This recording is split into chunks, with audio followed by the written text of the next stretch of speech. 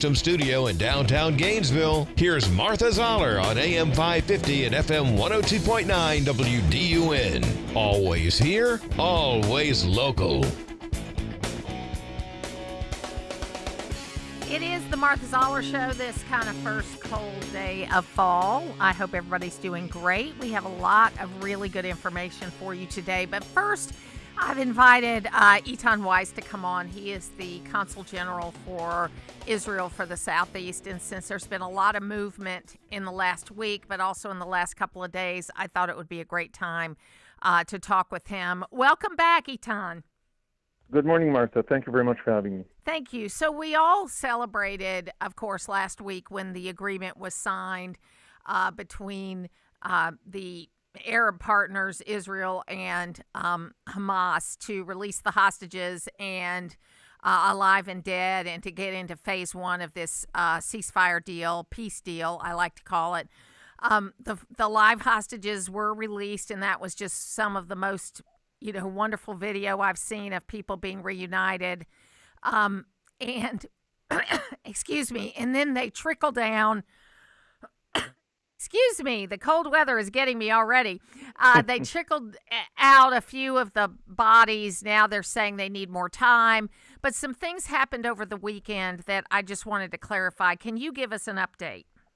Of course. Well, first of all, we need to understand that even though we have a signed ceasefire, we don't trust Hamas. We're dealing with the terrorist organizations, and they're experts in not fulfilling their commitments and deals. And we had a suspicion that they will find a way to try to push as much as they can and to squeeze basically to do as much damage as they can, even though they have released all the live remaining hostages. That's why for now they're still, stalling. They have so far in their possession 19th of our hostages not alive, and we want them back. Their families want them back, and that's the thing they've committed to Hamas. And we know that they're stalling on purpose. And not only that, they already have taken the offensive and taken actions, not just against Israel, but towards the Palestinian people, toward the Palestinians living in Gaza. They have executed dozens of people, and they are basically using the ceasefire in order to gain control of Gaza by murdering innocent Palestinians, and not to mention withholding Israel from what they have promised us, return of the hostages. So, and I saw some reports, and I don't know if they're accurate or not, that some of these people that were executed were some of the prisoners that were returned back from Israel to Gaza. So, I mean, it's just horrific when you see this, and they seem to be torturing as well as killing many people. I mean, you can only call them executions because they line them up and then they shoot them down. So then we've got this incident that happened this weekend where there were two attacks on Israeli positions in the first. So the first phase required Israel to pull back to a certain position. They're calling it a yellow line. Mm-hmm. And there were two attacks on Israel in that position. Is that correct? That is correct, yes. And then as I understand it, Israel consulted with their partners, the U.S., and let them know they were going to respond to that. Absolutely. I mean, at the end of the day, this ceasefire agreement was achieved through the hard work of President Trump, the American administration, and other partners in the region. And the easiest thing to do is simply throw it out of the window and return to a full-scale assault. But that's not what we want.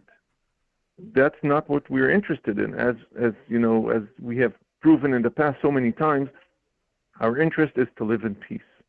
And even though we are being challenged all the time by Hamas, they're attacking and they're still violating the ceasefire. We're not attacking them full scale. And we have spoken to the American administration on that, and we have promised that this is not the time to break the ceasefire agreement. But people need to understand that if Hamas will continue to violate the ceasefire in an extent that will cause more harm to Israel, we will have no choice but to retaliate.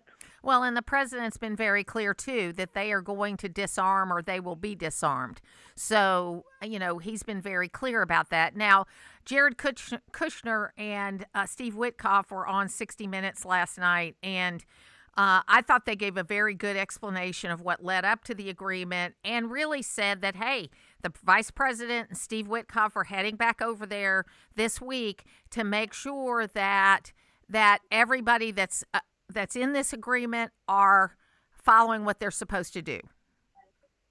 Absolutely, because at the end of the day, we're talking about an animosity not on our part, but mostly on the Palestinian part for so many years now, and it's important that they will understand that enough is enough.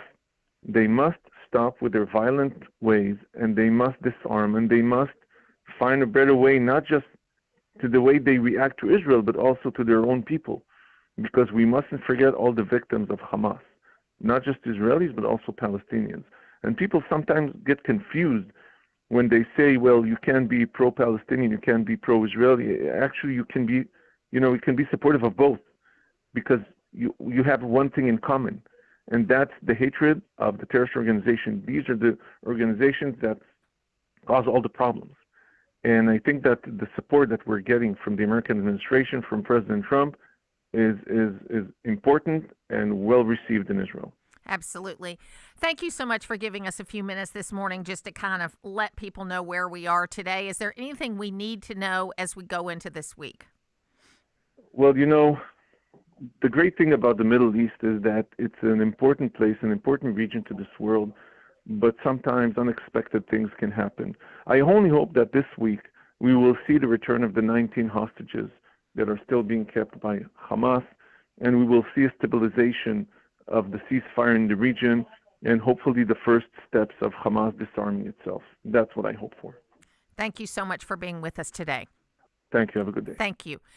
We're going to take a break. When we come back, you can join us on the phones at 770-535-2911. Yes, we're going to talk about that group chat with GOP Young Republicans. Yes, we're going to talk about the so-called No Kings rally and the fact that, it was a good turnout. Don't get me wrong.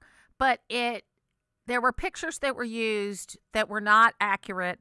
You never know. You got a question. So we're going to talk about all that too. And we're going to talk about the government shutdown. So we'll be back, and we'll be back with you. Keeping you up to date with the latest news and weather. It's what we do every day. It's the news I trust. North Georgia's News Talk. AM 550 and FM 102.9 WDUN. Always here, always local. Experience Alachi at their first ever Back to Nature weekend. October 23rd through 26th, enjoy 4 unforgettable events. Thursday, Camp Alachi for adults featuring s'mores and stargazing.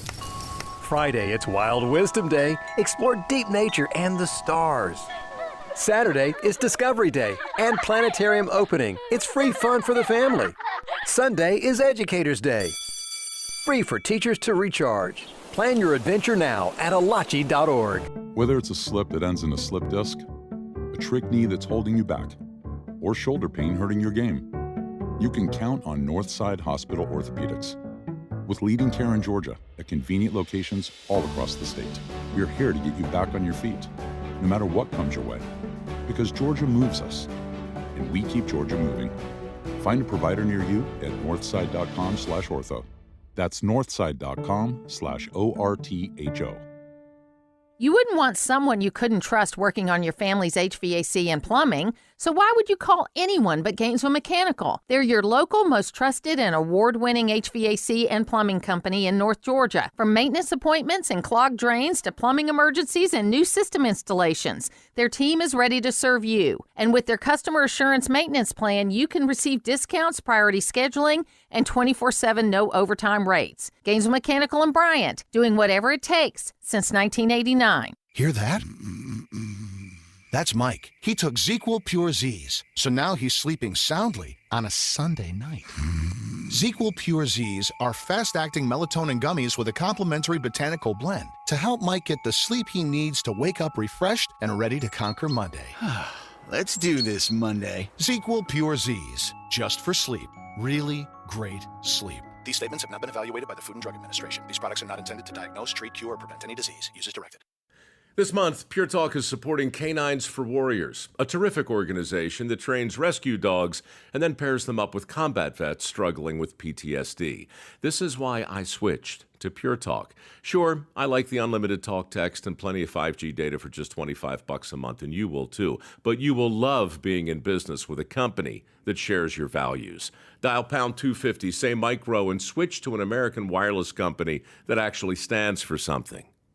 Pure Talk. Always here, always local. From the Access WDUN Hardy Chevrolet newsroom, hundreds of demonstrators gathered in downtown Gainesville on Saturday for a No Kings protest. Details online at Access WDUN and coming up on North Georgia's News Talk. It's the Martha Zoller Show, presented by Gainesville Mechanical. From the Northeast Georgia Health System studio in downtown Gainesville on AM 550 and FM 102.9 WDUN. Margaret, let's be honest about this. Let's go back to Obamacare 2010. This is the Affordable Care Act that even the Washington Post has says was never really affordable. Right. You go to 2014, and what you see there, though, was increases made by the Democrats. And then these increases that we're talking about right now, insurance companies have said only account for about 4% of what they're talking about increasing in 2026. The underlying issue is the brokenness of Obamacare. That is the problem. And so when you think about this, you've got the 2021 premiums that they've given to everyone. Do you understand? Democrats are actually asking for us to continue premiums that are going to millionaires in some cases. We've got to be more responsible with taxpayer dollars. And if you want these healthcare systems to even be able to work, then we have to have a larger conversation. But this is absolutely, totally ridiculous to sit here and say we're afraid people cannot afford their healthcare, but at the same time, we're going to deny them their paycheck. Those two things do not match up, and Democrats need to actually be honest about it and get the government back open. And we're happy to have conversations, as we have always said, just as Leader Thune reiterated this week. So that's Senator Katie Britt of Alabama. We are entering the third week of the government shutdown. If Donald Trump was a king, we wouldn't have had a shutdown, okay? So it's kind of interesting. We're going to talk about all of that. Don't forget that early voting is now. I'm going to be voting this week. Don't think just because you don't have a municipal election that you don't need to go vote. Go vote, because there's 2 public service commissioner elections. And right now, the turnout's pretty low and heavily in the metro Atlanta area. Also, if you want to communicate with somebody about the government shutdown, don't call the D.C. office. You call the Atlanta office for Warnock and Ossoff and tell them you want them to vote to open the government. Then you call your friends and neighbors in Arizona, Michigan, Nevada, Pennsylvania, and Wisconsin, and Arizona, and have them call Kristen Sinema's office, have them call Gary Peters' office, have them call Jackie Rosen's office, have them call Bob Casey's office, and have them call Tammy Baldwin's office. You don't call them because you're not living in the state they're in. They'll just put it in the circular file. But you call your friends in those states and tell them to call the local office for the United States Senator, because that's where the people are that care whether the guy gets reelected or not, or the gal. Let's go to the phones now at 770-535-2911 and talk to Joe in Ellijay. Hey, Joe, how you doing?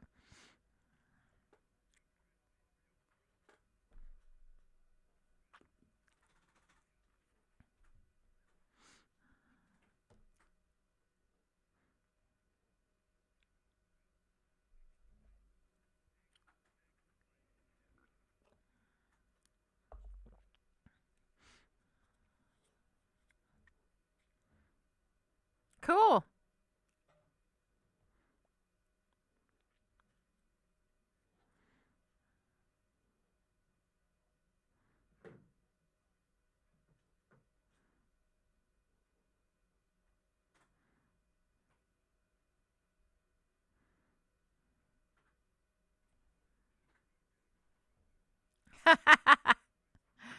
Thank you so much. Yeah, that we'll talk about this later on in the program. That was an amazing game, probably the best game I've seen all year. The one with Ole Miss.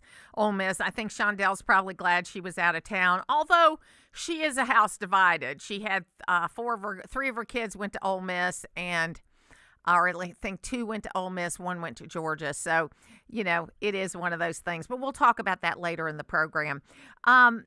Look, I just want to thank Eitan Weiss for coming on. And, Israel and Hamas, it's not unsurprising. Hamas attacked, Israel responded, then they get blamed. And people cheer that the peace deal collapsed. Here's my thing here. Why are you cheering? You should have been cheering last week when they signed the deal, and you should be wanting the deal to be successful. It shouldn't be a situation where you just don't want it to be successful because it's Donald Trump. You should want there to be peace in the world. Now, I'm going to talk about the No Kings just a little bit because I was like most of the normal people in the country. I was watching college football, on Saturday. Okay, so people said, why didn't they do counter protests to the No Kings? Well, because are you protesting against? Were there, I heard your coverage, Logan, were there counter protesters or was it just a group out here? I didn't hear much about any major counter protesting along those lines, but I mean, obviously, if you were here on Saturday in the downtown area, you saw them right here at the Poultry Park, like they have been. That's where kind of been their spot, and it was peaceful as always, which is good to see. How big a group do you think it was? They said hundreds. I don't know exact number. That's just what we have in our. So a good amount, obviously, for the downtown area. So the Democrats are going to be saying, 7 million people. What the Wall Street Journal and I looked at a number of things said was hundreds of thousands, maybe 700,000 or 800,000 people, and that's a good turnout. Even if it was 7 million, that's still only 10% of the people that voted Democrat. Okay, so and it's 5% of the people that voted at all. So it's not that huge of a turnout. I'm glad it was peaceful. The big thing that I thought was funny is they tried to say this huge turnout was in Boston. And what they didn't notice when MSNBC threw the video up was that this video had all green trees in it. There was no leaf changing in any of these trees. And so some people did some research and found out that this was a picture of, remember the big old protest they had after Trump was elected in 2017? So that's what this picture was from, the election in 2017, not this past Saturday. So look, if it's 1 million, if it's 500,000, if it's 1.5 million, probably wasn't 7 million. That's still a pretty big deal. I do think 2 things. The president in the video he put out of him dumping mud on the protesters, I think was not cool at all. I don't think it was funny. I think that he should have just been quiet on Saturday. I think that would have been the best thing. Also, we had this thing last week where these young Republicans were in this group chat and they were saying really awful, terrible things. Last week, we had the guy that's running for attorney general as a Democrat in a group chat or in a text message saying really awful, terrible things. Let me just give y'all a little bit of advice. First of all, the Democrats are standing behind their guy that wanted murder of the Speaker of the House of Virginia and his children. Okay, they're standing behind him. Okay, our people, Elise Stefanik and Mark Wayne Mullen, who was on the show on Friday, have condemned it. The vice president didn't, which I'm disappointed in, quite frankly. And the president should have said something too. But these kids, if they were in paid jobs, they have been fired, and then they've been kicked out of the groups they were in. Okay, so we've taken action to punish the people who did what they did. Okay, and the Democrats are still supporting their guy that was an adult when he wrote these text messages, a lawyer when he wrote these text messages, that he wanted to kill the Speaker of the House of Virginia and have him watch his children die. Okay? So let's just, those are the facts. Okay? And I wish that my side would unilaterally speak out against this. The president and the vice president should have. But Elise Stefanik and Mark Wayne Mullen and these young people have been fired from their jobs. Okay, they've been fired from their jobs. There was also a teacher, because the teachers union was one of the sponsors of the No King, who was acting out Charlie Kirk's murder. She was stabbing her neck and then falling to the ground and doing it repeatedly and yelling things about Charlie Kirk while she was doing it. She has been identified. And I'm not saying she should be fired, but she shouldn't be in a classroom.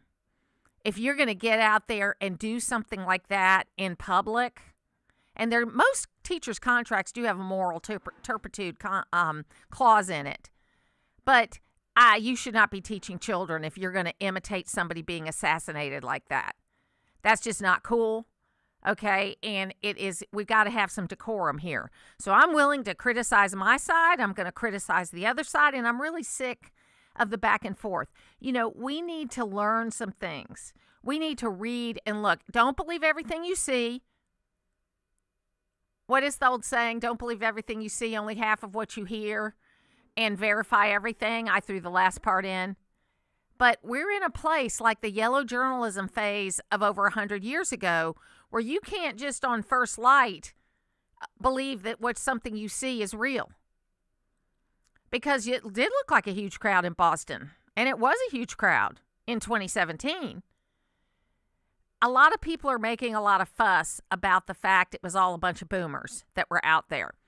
And I think what's interesting about that is, you know, young people were watching college football and out doing things, and they are actually more conservative than the boomers are. The young people that are coming along.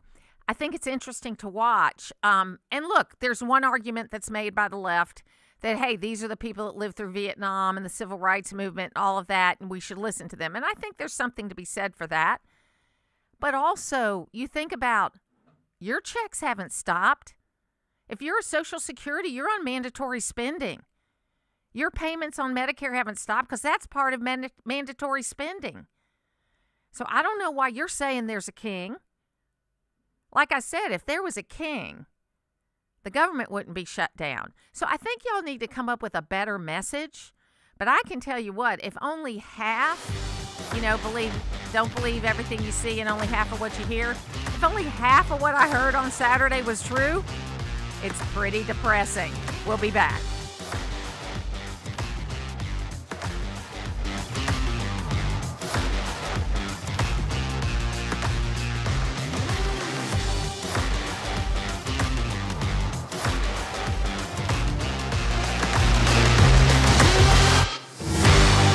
Hello, I'm Greg Beatles, president of Your Atlanta Falcons and also proud supporter of Eagle Ranch. My family and the Falcons have been involved with the ranch for many years.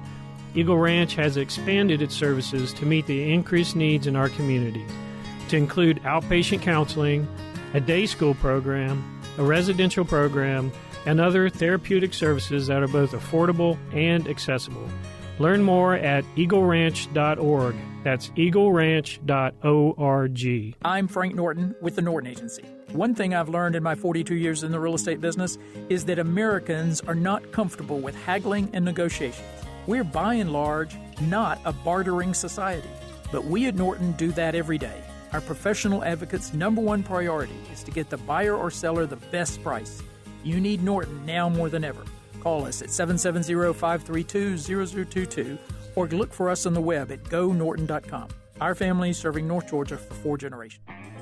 I'm willing to wager that when you cook, you don't skimp on quality. At Loretta's Country Kitchen, we don't either. This is Grant Nichols at Loretta's, where we use only the best ingredients, including Springer Mountain chicken tenders, canned sauces, Hormel bacon, and Jimmy Dean sausage. It's also why we make our biscuits from scratch every day. We don't compromise on quality, and neither should you. Enjoy breakfast, lunch, and dinner with us and bring your friends. Loretta's Country Kitchen, Monday Mill Road, Oakwood, where it's all good. Tune in to 2 hours of local football fun with the Pick'em Show, coach interviews, game previews, and general mayhem. So join Bo, Caleb, Jeff, and Walker Thursday nights at 6 on AM 550 and FM 102.9, or video stream them on YouTube at Access WDUN Sports. WDUN Gainesville, WDUN FM Clarksville, Gainesville. Always here, always local. It's 9:30. Fox News, I'm Therese Crowley. President Trump handling a host of issues after the left's weekend No Kings protest. I'm not a king. I work my off to make our country great. That's all it is. I'm not a king at all. And he says the fragile Gaza ceasefire will be handled, again being enforced by Israeli troops after Hamas killed 2 soldiers near the flow of Gaza aid. President Trump cuts off aid to Colombia, calling its president Petro an illegal drug leader. Amazon Web Services working on a widespread outage. Day 20 of the government shutdown. FAA reports air traffic staffing delays at Atlanta, Dallas, Chicago, Newark. A United pilot injured and forced to make an emergency landing in Salt Lake City after a mystery object smashed through the cockpit windshield at 36,000 feet. Broken glass shot across the controls, space debris, or a meteor. Therese Crowley, Fox News. Always here, always local.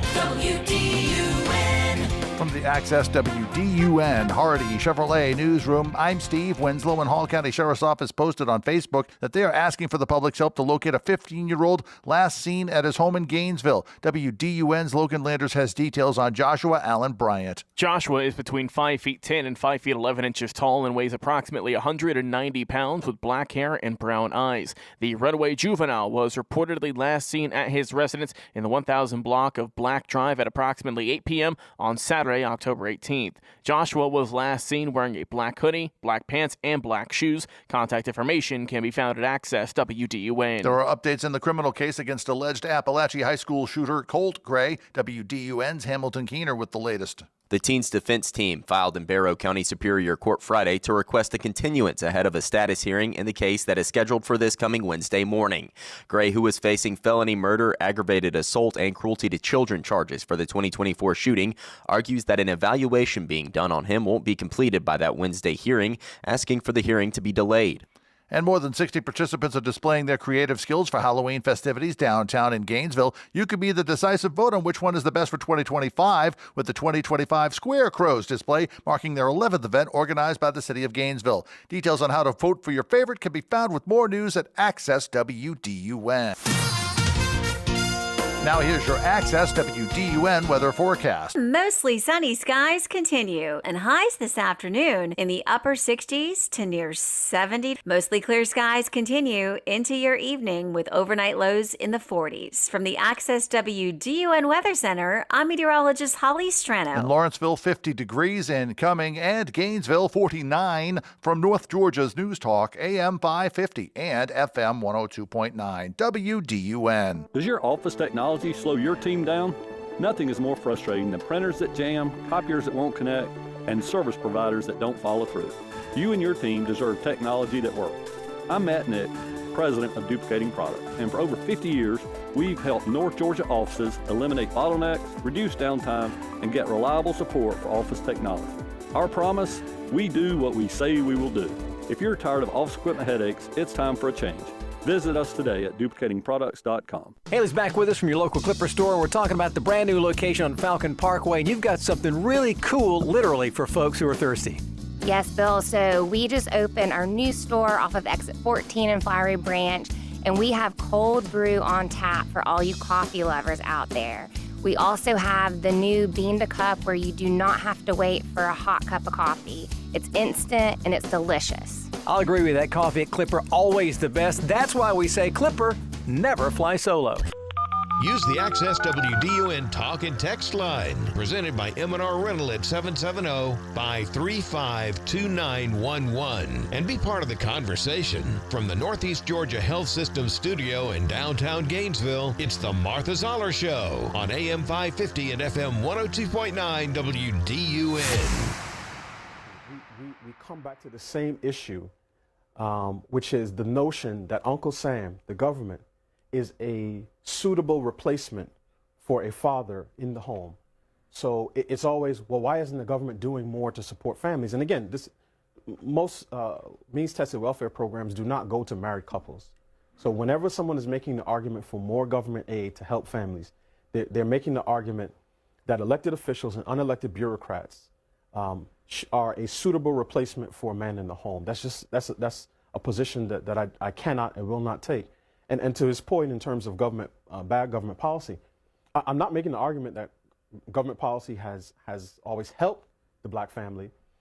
What I am saying is, again, is that when racism was overt, more black children were born to married parents. And it is the Martha Zoller Show, and that was Delano Squires, and I saw him on C-SPAN a few weeks ago and couldn't wait to get him on. And he has done some incredible work on special report Beyond Moynihan, the blueprint to revive marriage and rebuild the black family. He grew up in New York City, a bachelor's degree in computer engineering. He got a graduate degree in public policy. He's married and got 3 kids, and he did a lot of data work in the early part of his career and worked for DC, and then now he's working for the Heritage Foundation as a research fellow in the Richard and Helen DeVos Center for Human Flourishing. And I want to ask you, welcome to the program. thank you for having me. I want to ask you how you got from your data stuff to the work you're doing now. It was a long and circuitous route to go from DC government to the Heritage Foundation, but one thing that's been consistent is that for the last 10 plus years, I've been writing about issues related to marriage and family. And so even while I was doing my government work and always in a community-facing role, I was always doing something to elevate these issues around family structure, fatherhood, marriage, and eventually I got on the radar for the Heritage Foundation, and they brought me in, and I've been able to continue that work from a perspective that is true and consistent to both my views and my values. Well, and it's the Moynihan Report, for people that don't know, was a report that came out, I believe, in the late 60s, mid 60s, and talked a lot about not only the black family and single parent homes, but gave a warning sign to the rest of us that while these numbers were higher in black families, and they were still low compared to what they are now, but that we needed to be concerned all the way around. And I've always argued that it's economics and education that separate us, that, a poor white kid from Appalachia has a lot of the same problems that a poor black kid in an urban setting has. And we've got to talk about these issues in an important way. Agreed. And you're right. The Moynihan Report came out in 1965. Daniel Patrick Moynihan was then Assistant Labor Secretary under President Lyndon Johnson.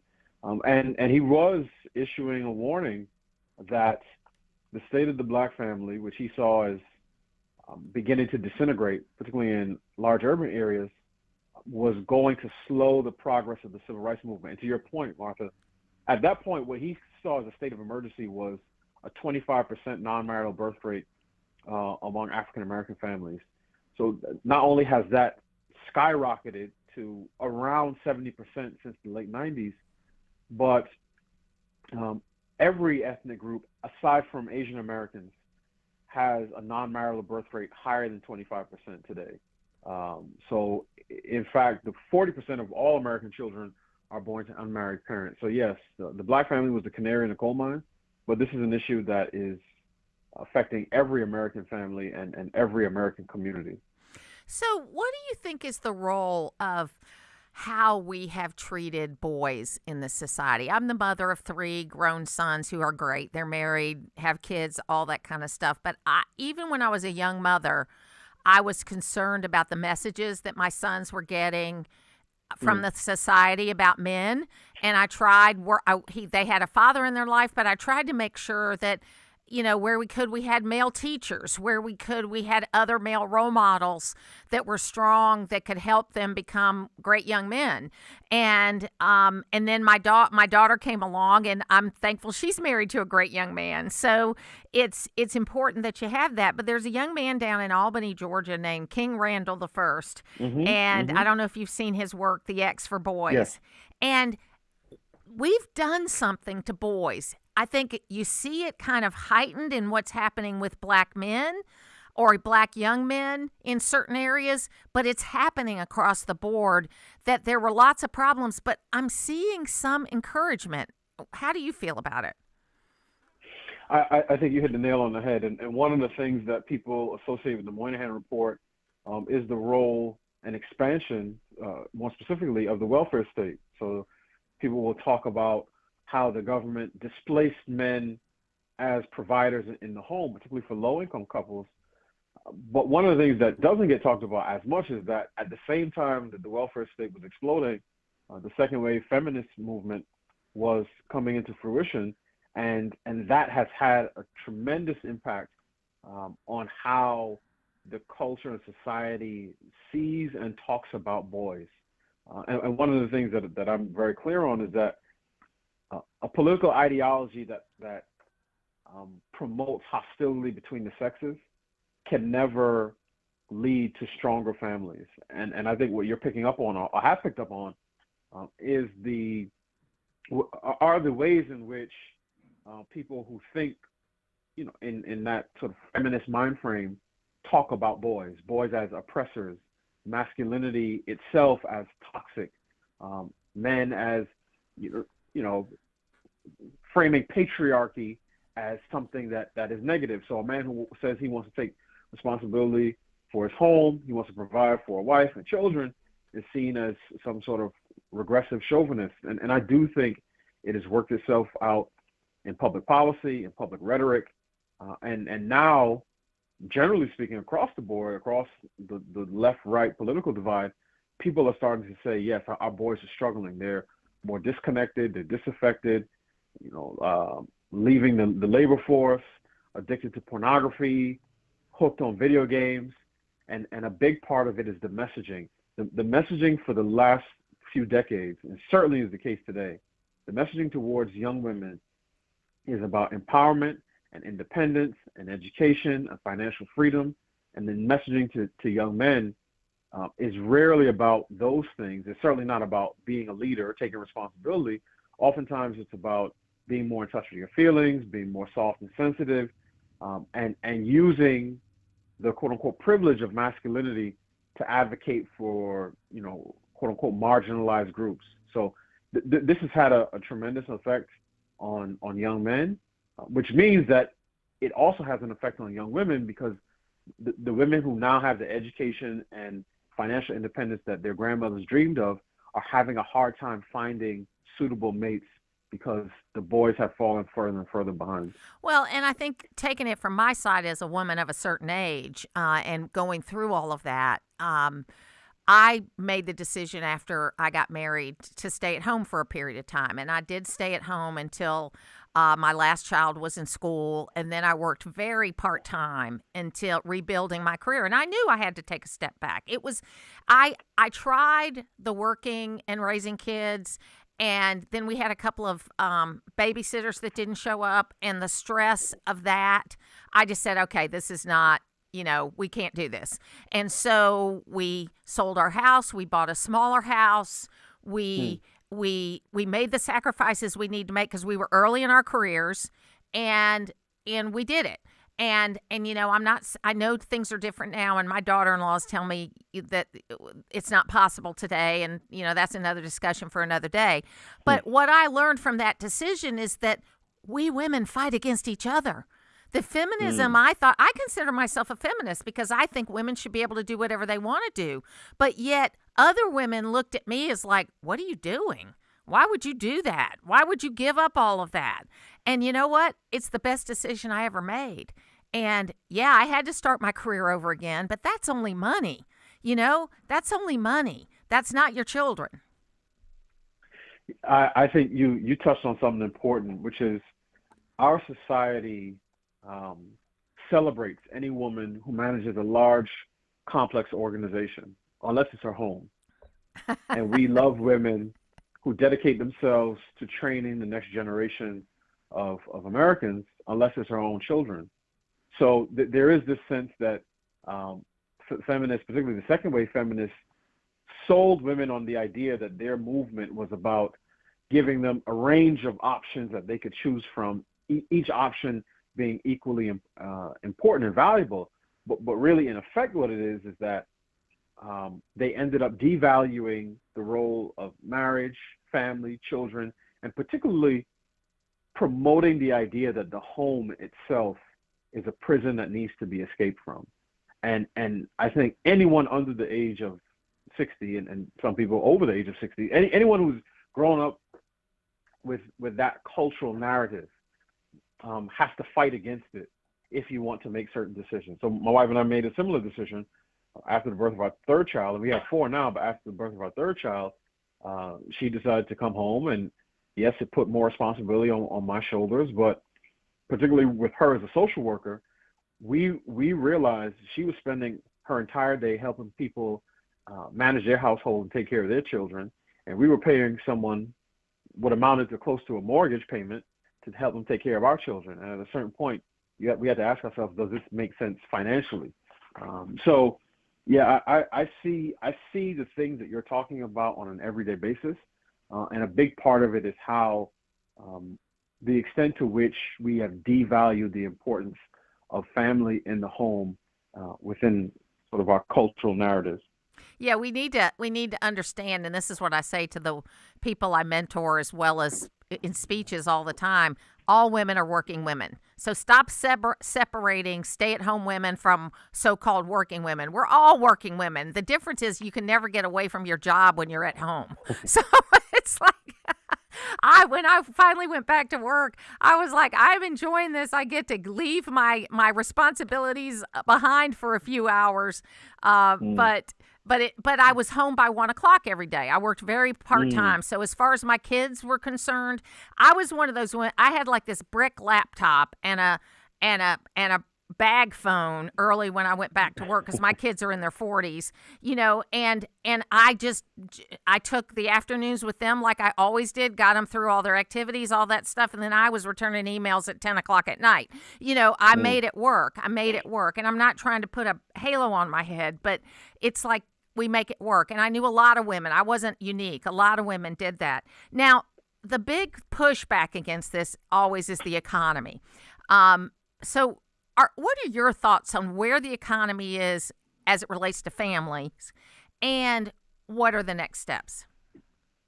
I certainly understand couples who say that it is extremely difficult to maintain a household on one income. I mean, I didn't know anyone growing up who had a stay-at-home mom. So I'm not making the argument that this is possible for every family. But I do think part of the challenge that people face with respect to the economy and family is that Americans, I believe, have just gotten used to a much higher lifestyle. So sometimes you'll hear young people talking, about the difficulty of finding single-family homes, and it certainly can be. And the price of homes has definitely gone up. I've seen it in our own area over the last decade. But sometimes they'll talk about the need for a 4-bedroom home just for a married couple with 1 child. So I think in previous generations, men and women got married at younger ages. So the median age of first marriage has gone up about 7.5 years for men and women since 1980. Couples who married younger were more willing to sacrifice, to scrimp and to save, to live below their means, and to work their way up. I think what you see now is that couples get married older. They tend to be further along in their careers, but still at times not so far that they can afford a home that costs $750,000, or depending where you are, sometimes over $1 million. So it does put a financial strain on the home when you have to have 2 people working at high-end jobs in order to afford a mortgage. So that might mean some couples may have to make different decisions. They may have to move a little bit further outside of the city limits. They may have to move closer to family, right, to be able to have built-in daycare. But I think the notion that it's the economy that's keeping people from marrying and having children, particularly having children within the context of marriage, doesn't necessarily square with the data. I think a much bigger issue is that marriage and family are no longer valued in the ways that they used to be. And that has a lot to do with the cultural messaging that we've been receiving over the last 60 years. Delano, Squires, it was so great to talk. I could talk to you all day. These are important issues. His work is available at heritage.org, but you can also see him, all over the place. He is at Blaze Media. He's a contributor there, but you see him pop up everywhere. Thank you for being with me today. Thank you. Thank you. We'll take a break.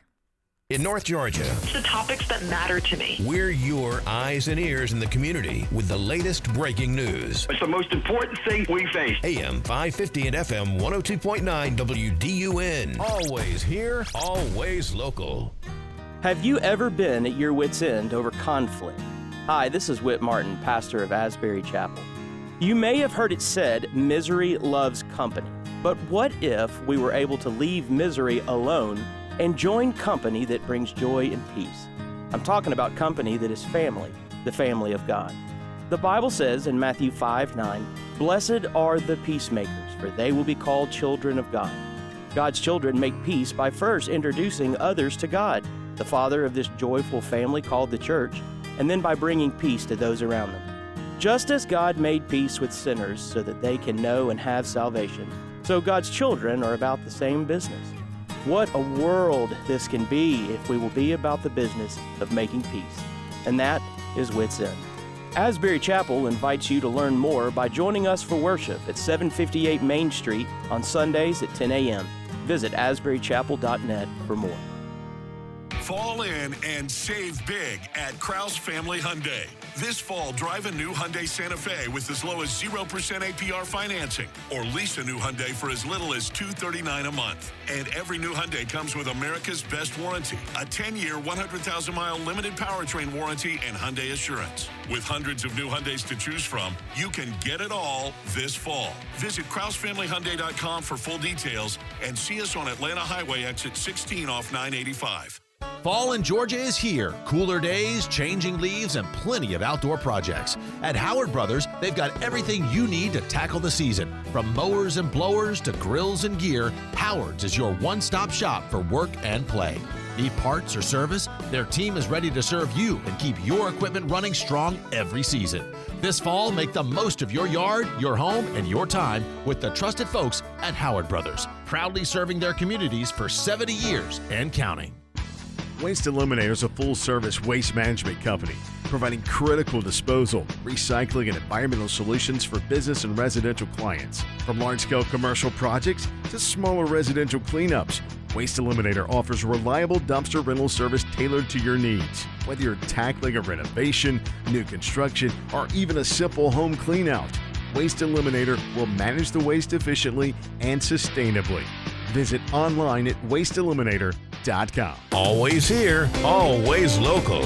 From the Access WDUN Hardy Chevrolet Newsroom, the search continues for a missing Gainesville teen last seen Saturday night at his family's home on Black Drive. Details at the Access WDUN and coming up on North Georgia's News Talk. It's the Martha Zoller Show, presented by Gainesville Mechanical. From the Northeast Georgia Health System studio in downtown Gainesville on AM 550 and FM 102.9 WDUN. Well, Frederica, this program of speakers just ended a short time ago. I can tell you that the crowd is thinning out here. People have started to leave. But, boy, it was jam-packed here just a few minutes ago when the program of speakers was still going on. You had Senator Bernie Sanders, who just wrapped up to a rousing round of applause. Senator Chris Murphy spoke. Bill Nye, the science guy, spoke. And, again, the crowds are thinned, but they're not gone yet. I mean, there was just tens of thousands of people packed into a relatively small space here on Pennsylvania Avenue, and they were pressing forward as they arrived, to pack into a very, very tight space. It is the Martha Zoller Show, and we got a question in for Mr. Squires that I sent on to him from Jeannie. Would love to hear his opinion on the gambling impact on young men. So I passed that along to him, and when I get the answer, I will let you all know about that. And then I got another message saying, "Good morning, Martha. Great interview. He said the truth about society of today." I know his focus, Delano, and I didn't want to take away from that his focus is on the black family. He's a black man, married with children. And he's a computer scientist. He worked in government in New York and in D.C. for the first 10 years of his career. As he said, he had been writing about these issues throughout that time. It was something that was important to him. And I caught him on C-SPAN where, this guy was really was incensed because, and this reminded me of something that J.C. Watts told me years ago, is that we need to be careful about how we talk about family values, because there are a lot of really good single parents out there that are doing the best they can to be able to do things. And when we talk about the nuclear family and family values, sometimes it makes them feel less than. And I understand that, because I don't think maybe Madonna went out and said, hey, I can have a kid without a man, but she had millions of dollars in nannies and cooks and all this kind of stuff. So she really didn't have a baby without a man. You know what I mean? It was really, she had a team, but she wasn't married to them. But I think that there isn't a single person that goes out and plans on raising children by themselves. Okay, the design is, the encouragement is, the desire in your soul is to have a partner that you have these children with, and then you raise them together and you watch them grow. And then what you hope is that they go off and they're independent. I mean, one of the greatest things I think about our family is that our children are all independent. And you know what? We don't see them as often as we did in their 20s before they were married, but that is to be expected. They are married now, and we see them, yes, for big holidays, and probably once a month. We see all of them. Once every month and a half, we see all of them. So we see them a lot. But it's not like we're not the hub anymore. Okay, and I'm reading this book called Transitions by, I think it's William Harrison is the name. It might be William Hampton. But it's called Transitions. It's been around about 40 years. And your life goes through transitions. And I think it's one of the problems we do as people is we hang on for too long in the phase we're in because we don't want the change. But, I obviously in my teen years, I was in my family home. Then once I got out on my own and got married, I saw my parents often, but not, every day, every weekend. Then now we get to the point where our children are raising their children, and they're busy with all the things we were busy with. So you've got to find where you fit in. You've got to deal with the transitions in your life. But the goal of having children should be that you raise them to be healthy adults, and then they can go out on their own and make their own family. Lots more to come right here on the Martha Zoller Show.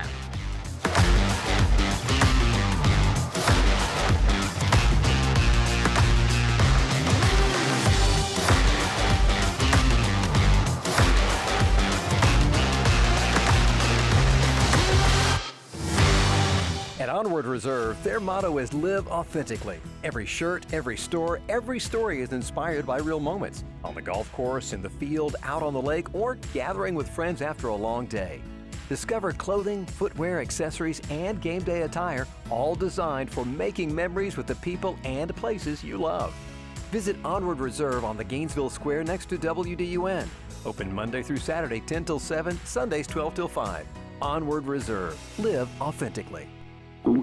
Oh no, stomach issues again? Stomach issues? Who are you? Your pancreas. I could be the real reason for your diarrhea, gas, bloating, stomach pain, or loose oily stools. I thought it was my stomach. People often do, but any of these symptoms could mean having a condition called exocrine pancreatic insufficiency, or EPI. With EPI, the pancreas doesn't release enough enzymes to break down food, but EPI is manageable. Use the symptom checker on identifyepi.com and speak with your doctor. That's identifyepi.com. Sponsored by AbbVie. It's Cybersecurity Awareness Month, and LifeLock is here with tips to help protect your identity. Use strong passwords, set up multi-factor authentication on your accounts, report phishing, and update your software on all your devices. And for comprehensive identity protection, LifeLock is your best choice. LifeLock not only alerts you to suspicious uses of your personal information, but also fixes identity theft, guaranteed, or your money back. So stay smart, stay safe, and stay protected with a 30-day free trial at LifeLock.com. Use the promo code BECK. Terms do apply. WDUN Gainesville, WDUN FM Clarksville, Gainesville. Always here, always local. It's 10 o'clock.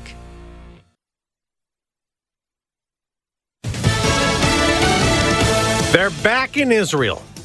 I'm Dave Anthony, Fox News. Special Envoy Steve Witkoff and Trump's son-in-law Jared Kushner, who helped broker the president's ceasefire deal. They've returned after a deadly flare-up and fighting that put in jeopardy the deal. Kushner told 60 Minutes, even CBS, Phase 2, rebuilding and governing Gaza is vital. The success or failure of this will be if Israel and this international mechanism is able to create a viable alternative. If they are successful, Hamas will fail, and Gaza will not be a threat to Israel. Israel says Hamas violated the ceasefire, killing 2 soldiers and wounding others. Israel's retaliation left dozens of Palestinians dead. But Fox's Trey Yingst reports from Tel Aviv. Israeli officials say they are resuming the American-led ceasefire, and Hamas leadership said they're committed to the agreement. For now, things appear to be back on track ahead of what Israeli media says will be Vice President J.D. Vance's visit to Israel tomorrow. We just got word from Reuters. Hamas has plans today to hand over another hostage body recovered in Gaza. There are 16 hostage remains still not handed over to Israel.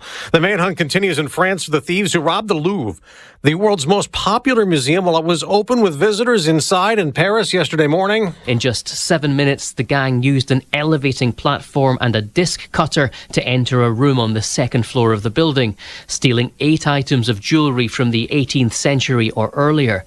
The French Justice Minister says the crime casts his country in a deplorable light.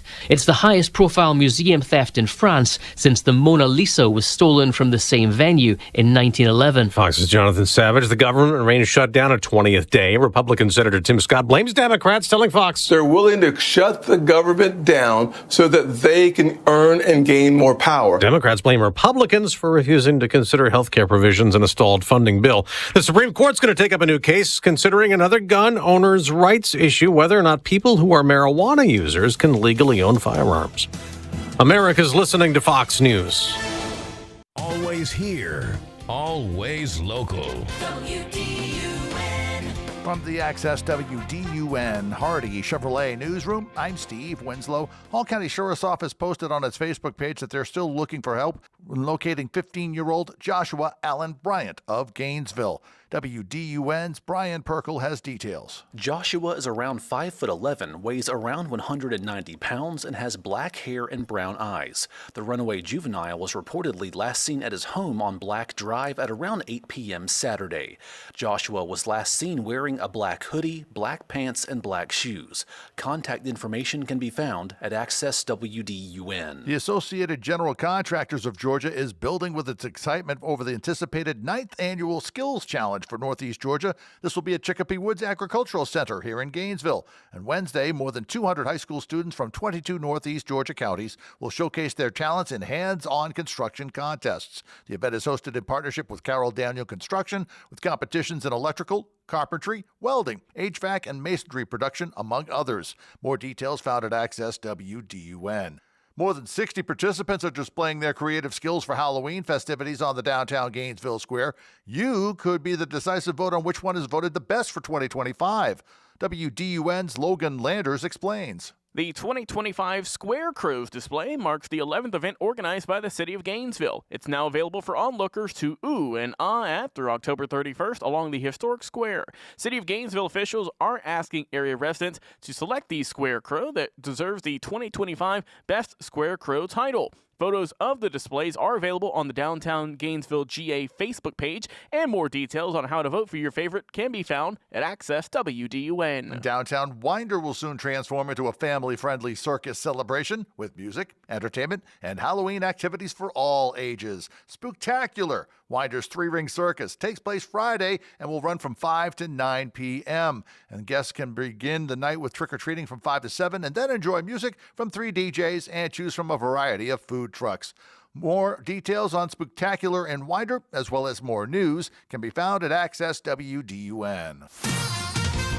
Now here's your Access WDUN forecast from meteorologist Holly Strano. Good Monday morning, North Georgia. Mostly sunny skies continue. It is beautiful and highs this afternoon in the upper 60s to near 70. Mostly clear skies continue into your evening with overnight lows in the 40s. From the Access WDUN Weather Center, I'm meteorologist Holly Strano. In Beaufort, 54 degrees. Dillard with 51. And in Gainesville, 53 degrees. From North Georgia's News Talk, AM 550 and FM 102.9 WDUN. Fall is a busy time of year, but don't let the fun of football and fall festivals keep you from taking care of your health insurance. This is Chelsea Hogan. At the CHI Agency, Laura Chastain and I are ready to help you navigate individual health insurance enrollment. It runs November 1st through December 15th. Make your appointment with us today to make sure you get the policy right for you. To find out more and set up your appointment, visit thechiagency.com or come see us behind Burger King in Cleveland or in the Rubicon building in Gainesville. Hi folks, Matt Hayes here from Hayes of Baldwin. If you're in the market for a new car, truck, or SUV, take a short drive and come see what North Georgia has to offer. We have 8 brands in one location, a great selection of pre-owned and manufacturer-certified pre-owned vehicles. But that's not all. With 2 large service departments to take care of all your automotive needs, from maintenance, repairs, or just tires and checkups. Hayes offers friendly staff and excellent customer service. With over 50 years of a family-owned and operated business in North Georgia, come see what Hayes has to offer you. Hayes of Baldwin, just 3 miles north of Hall County on Highway 365. Talking about the issues that affect you most. It's the Martha Zoller Show, presented by Gainesville Mechanical. Now from the Northeast Georgia Health System studio in downtown Gainesville, here's Martha Zoller on AM 550 and FM 102.9 WDUN. Always here, always local.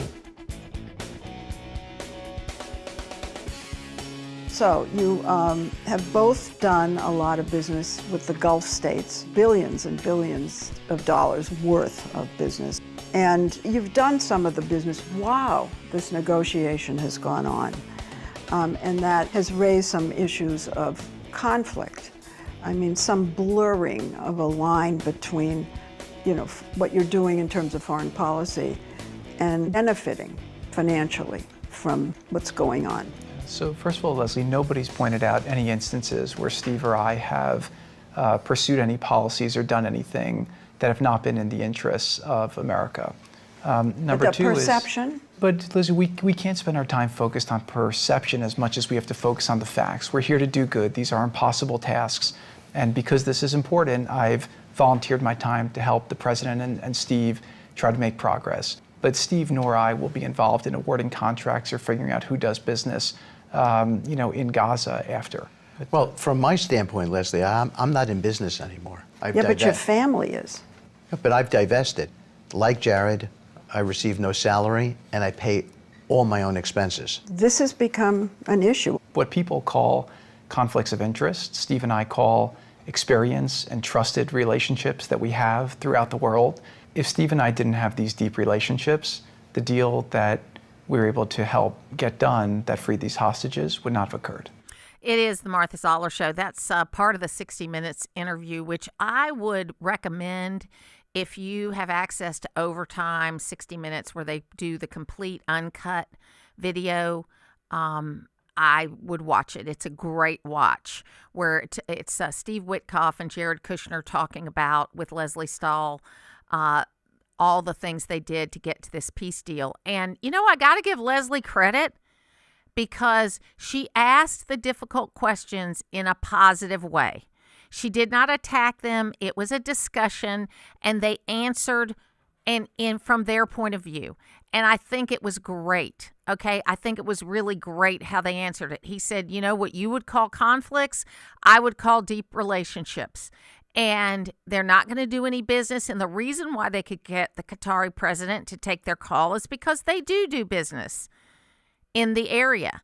But Steve Witkoff is retired, and he's paying his own way. Jared Kushner is not retired, but he's volunteering his time. I think they did an amazing thing that, the joke is 3 real estate agents did what a bunch of State Department diplomats have not been able to do. But if you listen to the whole interview, you can hear that they've become diplomatic in how they approach certain issues, and maybe more diplomatic than they would be in their business dealings, so it's worth a listen. Also, Barry Weiss has been spending the last 2 weeks visiting with people at CBS News. A number of people have quit, and you know what I say about that? Well, then, changing leadership in companies is common, okay? And if you can't get along with a new person, then you probably should leave.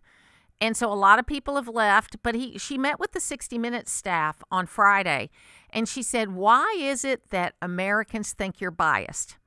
Okay, and she had a discussion with them about that. And I think that she's going to do a great job at CBS News. It's still unclear about how she's going to juggle what she does at the Free Press with being the head of the editorial board at CBS News. But if anybody can do it, she can do it. And what she has brought to journalism already in the last 3 years is a real in-depth discussion on important issues on the Free Press. I don't agree with all of them. In fact, there's a lot of people she platforms that I don't have the same point of view with. but I learned something from everything I do. I was making some notes for the show today, and I said, one of the things I said was, let's learn some things. I'm tired of all of it. I'm tired of people having their positions, being intransigent about them, and on either side, I'm not even going to say both sides because I'm sick of that too, but on either side, if you can't point to your own problems, if all you do is point out, then you've got a problem. I just said earlier today, I'm glad that those GOP young Republicans that had those heinous text messages, I'm glad they got fired. I'm not going to stand up for Republicans that act like that. I said that video that the president put out of him dumping mud, some people say it was something else, on all the protesters, was a stupid thing to do. He would have been better off to just lay low this weekend. But he did it, and I can criticize him for it. I know there's a lot of my friends that think it was hysterical. I don't think it was funny at all. There's a time to be funny, and there's a time not to be funny. Now, the video, the AI created thing of him in a crown and the whole King Charles vibe walking out onto the balcony of the White House, I thought that was pretty funny. Okay, that was pretty funny. You think you have a king, we wouldn't have a government shutdown if we had a king. Now, we got some text messages in that I want to get to at 770-535-2911. And it said, Alan and Rabin Gap, good morning, Martha. I find it interesting that women initiate about 75% of all divorces and college-educated women initiate about 90%. But not a surprise to me. Could it be that women with children seek a paycheck associated with divorce, either via government welfare or sweet child support and alimony payments?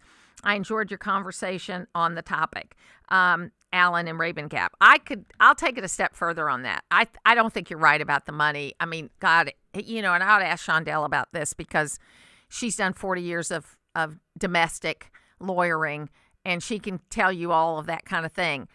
I think, honestly, that women initiate most divorces even when the men are unhappy, is because men will stay in a marriage even if they're unhappy. Okay? Even if they're unhappy, they'll stay because it's harder to leave than it is to go. Or it's harder to leave than it is to stay. I think that the average man's going to just go on and put up with it forever. Okay? Put up with whatever it is. And women are a lot more likely, because they have more freedom, to be able to go ahead and move on. And then there's some financial benefits to the woman filing first, or whoever files first. So, look, I was married before my husband, and it was a short, jokingly call it a starter marriage. And, we had no fault divorce because we didn't have anything. So it was very quick, and it was just one of those things that happened. We didn't have a fight. But there are a lot of things that people fight about in divorces. But it is true, Alan, that most divorces are initiated by women legally. That doesn't mean that the man hadn't done anything to cause the divorce, but most of the divorces are, started by, are legally started by the women. You can join us on the phones at 770-535-2911. And the gentleman's name we had on earlier, we're getting a lot of text messages asking that. Delano Squires is his name. He's with the Heritage Foundation. It's an unusual name, so just Google it and you can find all the things he's written about. I think he's a very thoughtful guy. I love the fact that he's got 4 children. Folks, we've got to figure out how to get people married earlier for the right reasons, okay, and having kids again. Because this idea that you're just going to be one and done is not good for the society, okay? And it really isn't good for that one child, because I'm dealing now with 3 of my friends that had only children, and they're ill now. And it puts a huge amount of stress on that one child. It might have been great for that one kid while they were growing up because they had mom and dad, and they were able to do all the things they do, and they didn't have to compete with siblings and all that kind of stuff. But when you get to the end of your parent's life, if you're a decent person and you're a child that wants to help with that, it's a lot of stress to put on an only child to have a sick parent or a couple of sick parents in one of the cases that my friend is going through. You know, she's an only child and both of her parents are sick right now. And I just think you have to think more about the family. You have to think more about the family and how you're going to do that. And you know what? It is a choice every day to be happy in your marriage. It is a choice every day. And it because you're going to have good times and bad times. You're going to have ups and downs. But it is a choice to have a happy marriage. Let's go to the phones and talk to Chad in Oakwood. Hey, Chad, how you doing? Good morning. You hit the nail right on the head. I can give you a job helping me drive nails. Oh, no. Hey, I just want to ask you a question. Sure. And I hope everyone's listening. Why is it that everybody's mad at Trump for protecting our country and our children and the women that are in our country? Yeah, Why is everybody mad at Trump? Because that's his job to do. And I stand up behind him 10,000% because you don't go after children and you don't hurt women. Well, and I don't understand it either. I mean, we had an election. You know, we had an election. He won the election. That was just a year ago, less than a year ago. He's doing what he said he was going to do. He's doing what he was elected to do.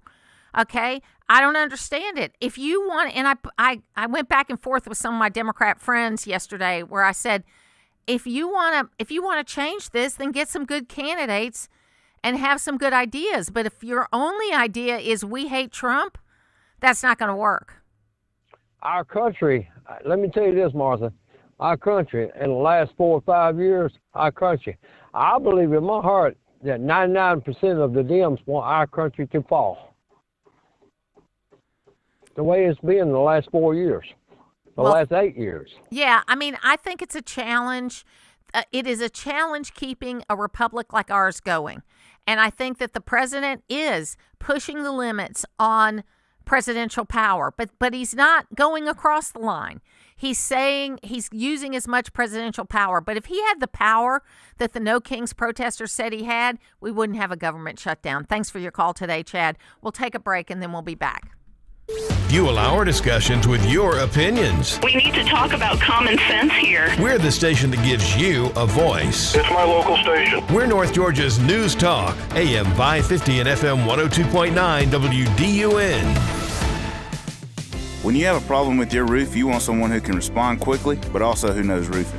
That's what you get at Georgia Select Roofing. This is Chris Earls, and we do roofing right. Estimates are free, we can help you navigate your insurance claim, and we also offer financing.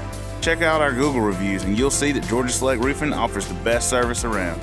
See us today at georgiaselectroofing.com or call us at 678-316-6899. Family owned and operated, Georgia Select Roofing has you covered. Whether it's a slip that ends in a slip disc, a trick knee that's holding you back, or shoulder pain hurting your game, you can count on Northside Hospital Orthopedics. With leading care in Georgia at convenient locations all across the state, we're here to get you back on your feet, no matter what comes your way. Because Georgia moves us, and we keep Georgia moving. Find a provider near you at northside.com/ortho. That's northside.com/ORTHO. There's nothing quite like a local neighbor.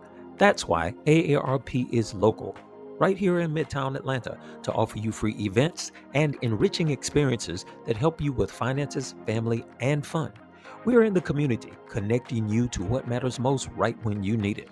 Visit our website at aarp.org/GA or visit us on social media at AARP Georgia to find out more information on how we're helping your money, health, and happiness live as long as you do. Hey, Corey, I got a little quiz for you. When was gas about 30 cents a gallon? And when did Arnold Palmer win his first Masters? Let me take a guess. 1958. Oh, you read that just perfectly, Corey. I appreciate that. And the best thing of all, Dad and I started an electronic sales company in 1958.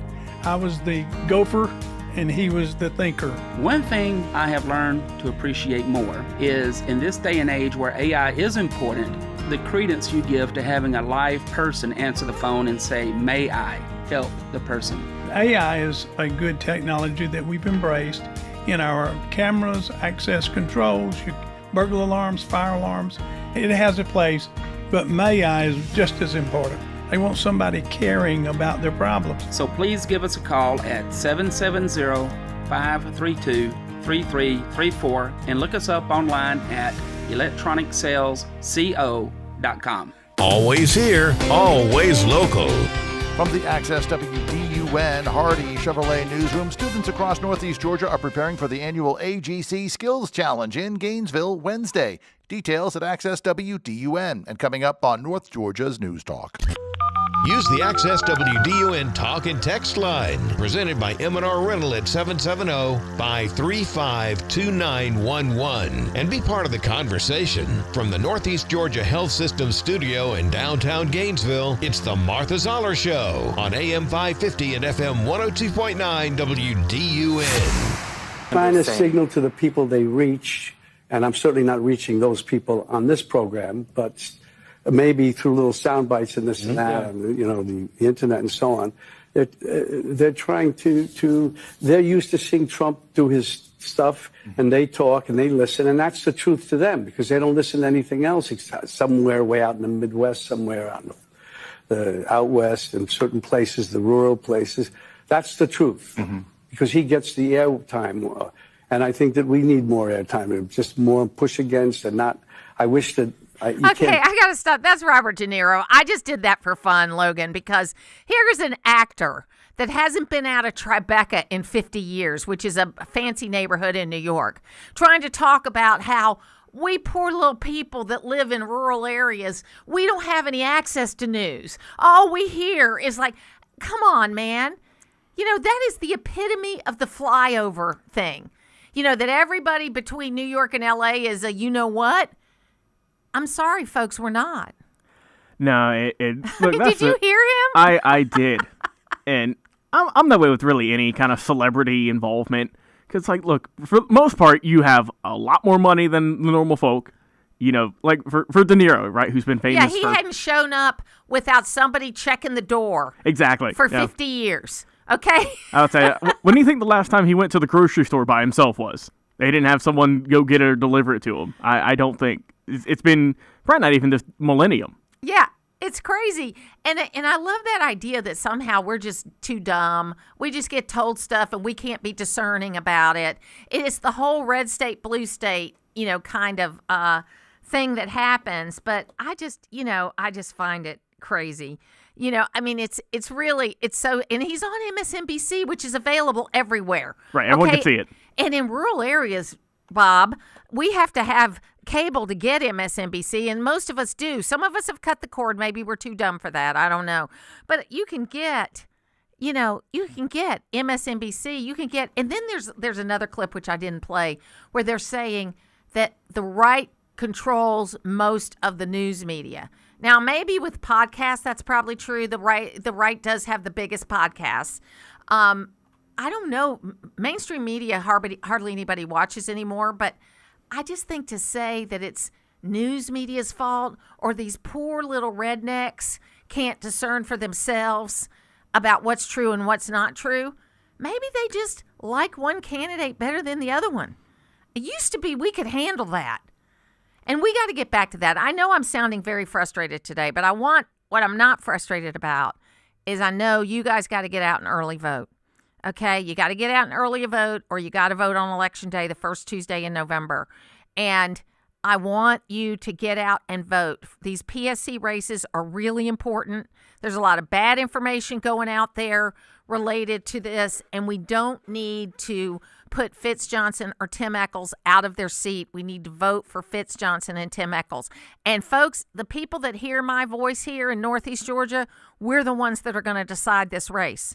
Because we have 60% of the primary voters in Georgia.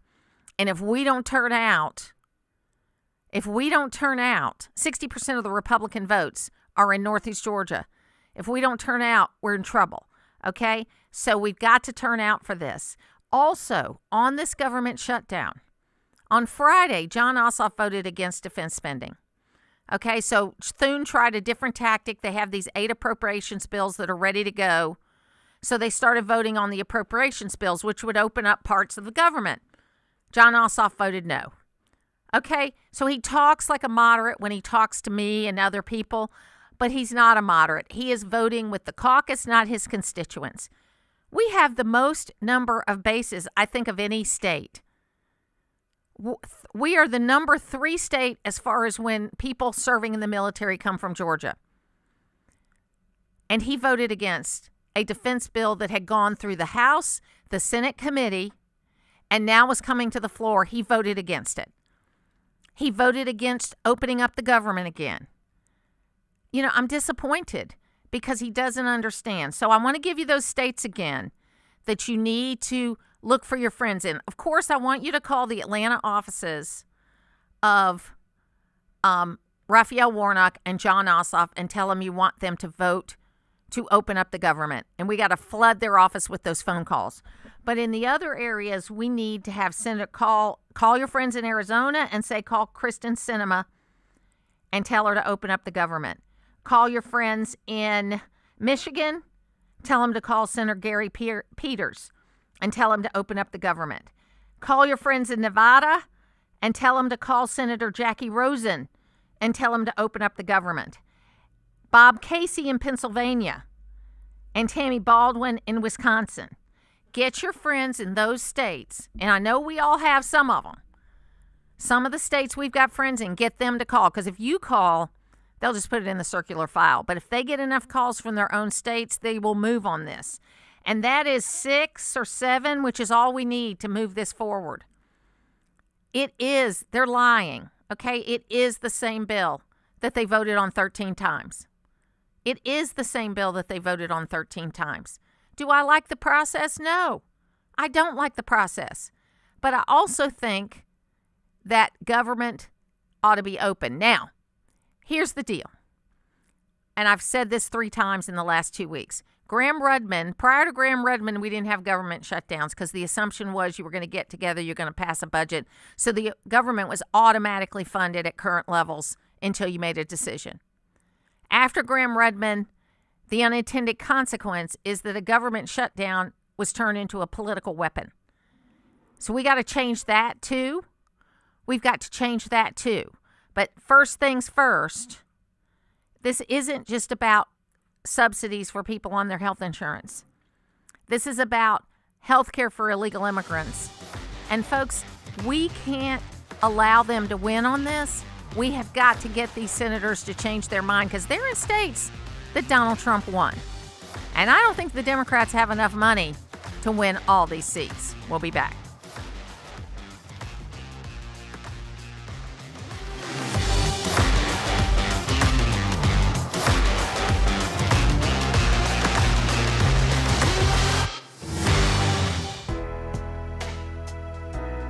Should you make your trust the beneficiary of your IRA?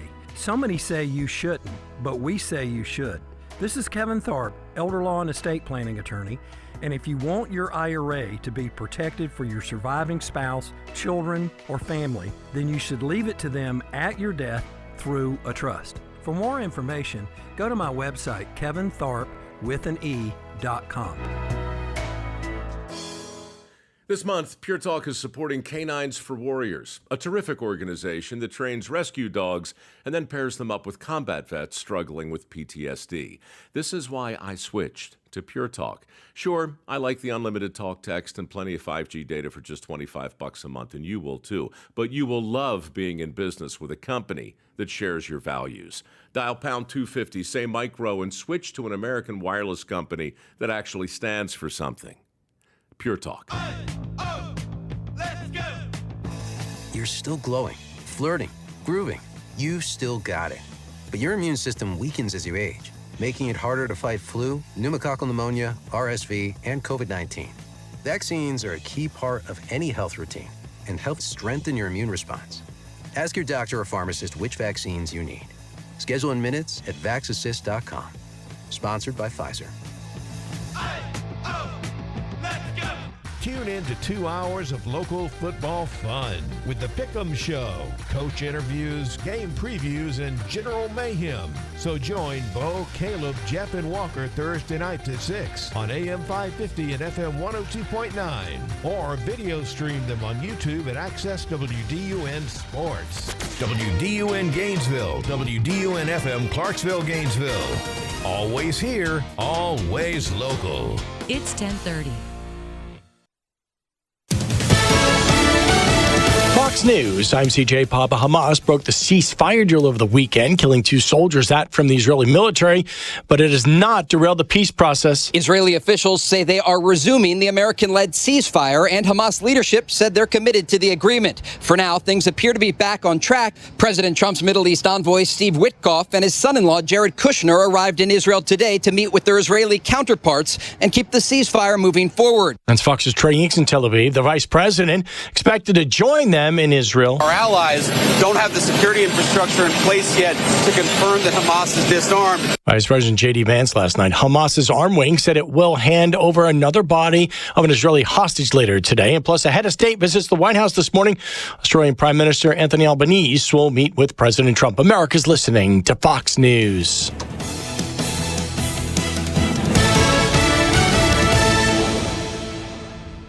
Always here, always local.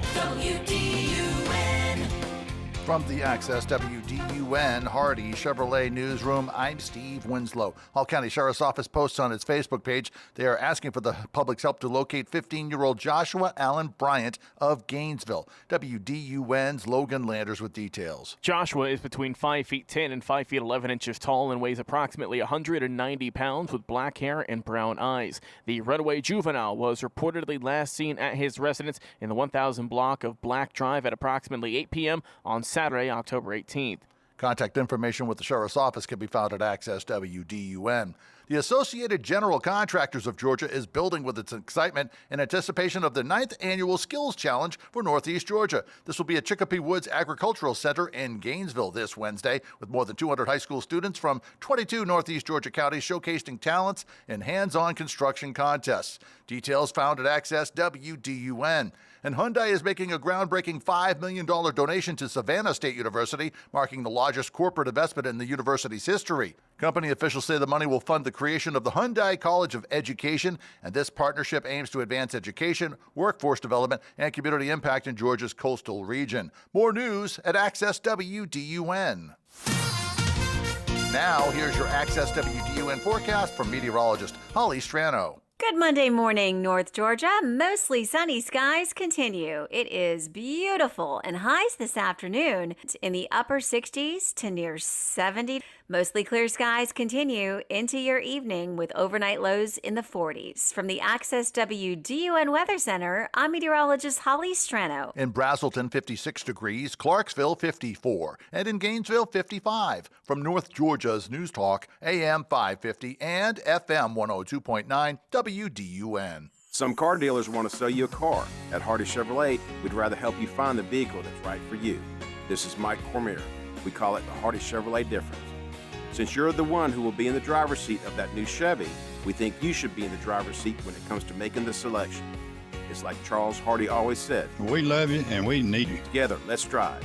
At Hardy Chevrolet, Browns Bridge Road in Gainesville, online at hardychevrolet.com. Talking with Haley from Clipper Stores, and of course, Clippers puts the C in convenience. And I'll tell you, one of the biggest things you've done is that drive-through. It's fantastic. Yes, you can pull through the Clipper drive-through and literally get anything you want from inside, Bill. I know when I'm on the road with the dog, I like to whip through the one in Claremont and say, I need a Dr. Pepper and some peanut M&Ms, and boom, right there. And Dino can get a little treat, too. You got to get the little pup cup for him. Clipper, never fly solo. It's the Martha Zoller Show, presented by Gainesville Mechanical. From the Northeast Georgia Health System studio in downtown Gainesville on AM 550 and FM 102.9 WDUN. I'm not down with Gavin Newsom because my issue with Gavin Newsom is like, listen, you look great in those blue suits. You're very articulate, very smart, very quick with it. I love how you've been trolling Trump because I thought that was necessary, in order to compete with Trump. But I can't ignore the fact that you're number one in unemployment, number one in homelessness and poverty and all of this other stuff and the price of the affordability issues in California. I can't ignore all of that. I can't ignore the fact that there's no way I can see you winning an election with some of the things that have been happening in the state of California. So that's Stephen A. Smith, who is doing a lot of politics these days, but hey, he likes it. People think he might run for president. I don't think so. I think he likes making the money. Now, we got a couple of text messages about the voting, the early voting. Early voting is I want to look at a calendar and be sure I am giving you the right dates here. Early voting will be this week and next week through Friday. And then, so check your local counties to see where your early voting slots are, okay? Because you can vote anywhere during early voting, but there aren't as many places open during early voting. So just check that ahead of time. Then the election is on November 4th, okay? So if you don't go early voting, which we have 2 more weeks of, you can go on November 4th in person. So for me, it's easy. I'm going to vote to keep Fitz Johnson and Tim Echols on the PSC, because they just secured a 3-year freeze on rates from Georgia Power. They are doing great things as it's related to Plant Vogtle. If we get some Democrats in there, they're going to want to shut down Plant Vogtle, which is brand new and it's clean energy. And they are going to want to start putting taxes on everything. So I think, or fees, that's all the PSC can do. So you need to vote for Tim Echols and you need to vote for Fitz Johnson. Okay. And then you'll have some local races possibly. But even if you don't have local races, please go and vote for Fitz Johnson and Tim Echols for Public Service Commission. And we got a couple of text messages related to that they live in Northeast Georgia. They're going to vote. They're going to take some friends. Who should we vote for? Fitz Johnson and Tim Echols. Then I got a message in from Matt saying to answer Chad on people hating Trump, their voice is loud and the media backs them up, making it sound like Americans feel this way. They're paid. The votes show we wanted this. This is a small group with a big mouth. So, I think you're right about that. That sure, I think there's probably, what did Kamala Harris got 47% or something like that of the vote? I would say half of those people have accepted that President Trump is the president. The other half, which is always, if you go all the way back to 2000, which is when I first started paying attention, there were roughly 20% of American voters that were far left-wing voters, 20%. That 20% has been 2000, 2004, 2008, 2012, 2016, 2020, 2024. When you got exit polling, when you did any other kind of polling, that's what you got is roughly 20 to 22% were far left voters. And I know a lot of people think, wow, 1 in 5, that's a lot. Yeah, it is a lot. Okay, but we are a free country that allows people allows people to think what they want to think. And, to kind of flip Robert De Niro on his head, because we had that audio from him earlier, is that I would say the reverse is true for you, Robert De Niro, living in a highly densely populated area like Tribeca, in one of the biggest, most densely populated cities in the world, whether it's New York or it's D.C. or it's Chicago or Boston, San Francisco, L.A., you name it. Okay? When you live in a city like that, you don't get the real news because you're living in a city that's 80% Democrat. So you think, wow, there's no way that the rest of the country feels a different way because we must be right because 80% think the way we do. And this is the challenge we have. And it's not just here. Okay, when I went to France last year for the celebration of the 80th anniversary of my father's unit liberating a town in southern France, there was a distinct difference between Paris and the rest of France. Okay, so they have their same city versus rural kind of problem. The people in the rural areas love America. They love France. They don't think things are bad. They're busy with their children. They're not out protesting in the street or burning vehicles like they do in Paris. So the same thing in London. London versus the rest of England. Well, there's a couple of big cities. Manchester's a big city, London, but London's the really big one. Yeah, I guess if you live in London, you think everybody's a liberal. If you live in New York, you think everybody's a liberal. That these little people out there in the rural areas just aren't getting it. We've got to understand and get back to being able to have conversations with people about what they think. And, and I've got, I have my mantra, you need to vote, you need to parent your children, and you need to have face-to-face conversations with people. I think that's really, really important. But I've been thinking about another thing, too, is that you can be firm in your beliefs without being negative. I think, like, when I think about my friend Justin Giboney in the AND campaign, you can say, well, that's an interesting idea, and have you thought about this? That's a better word than but. Have you thought about this? I think that we can all do a better job of having positive conversations with people, and it is fun to talk to people that agree with everything you say. You sit there in a room, and everybody there is agreeable to whatever you're saying about anything. That's fun, okay? But it's also good to have discussions with people and ask them in a nice way without being confrontive or combative. Ask them, well, what makes you think that? That's what you see in a lot of these videos from No Kings, which I didn't play many of those today because they're really kind of sad. But you've got people that when they get asked, well, how is Donald Trump a king? And they can't tell you. They're just there. And while there may not have been as many paid protesters, there were paid materials. There were paid things that were happening. And it seemed like as soon as the time was up at 1 o'clock or whatever it was, that they dispersed. We saw that in D.C. We saw it in New York. Boston, I'm still trying to find a real picture of what the Boston protest looked like, because the one that's been getting circulated around was originally put up by MSNBC, and it was from that 2017 Pink Hat rally. Remember that one, the one with the pink hats? That was what that was from. And those were big. Those were like millions of people coming out, being so upset, which, again, I didn't understand. Trump won. Okay? Trump lost in 2020. Then he won again in 2024.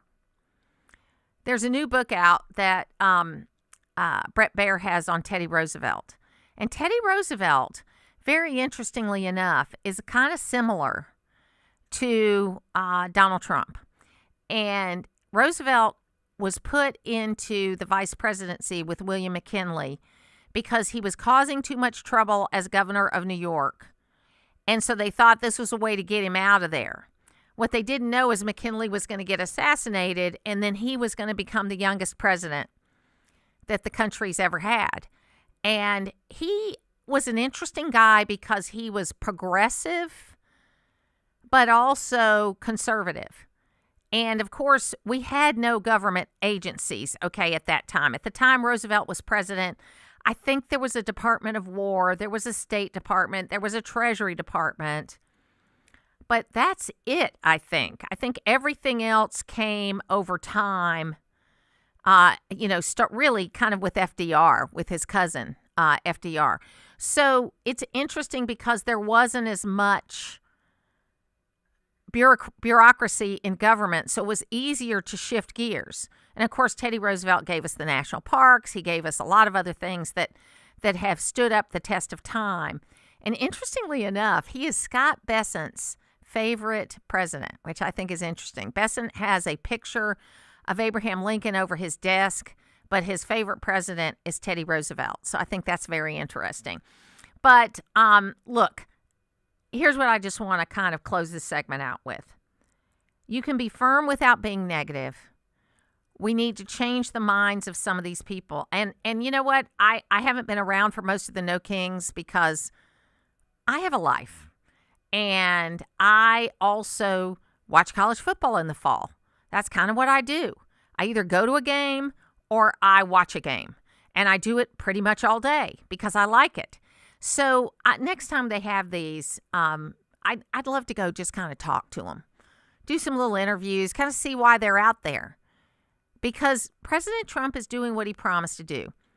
He might, like I said, that video of him dumping whatever it was on the protesters, I think was childish. Okay? He's going to do things like that sometimes. All right? But the things that were there, and somebody told me I say okay too much when I'm making a point, and so now I'm really aware every time I say it. But it is always interesting when people give you tips about, how you should talk.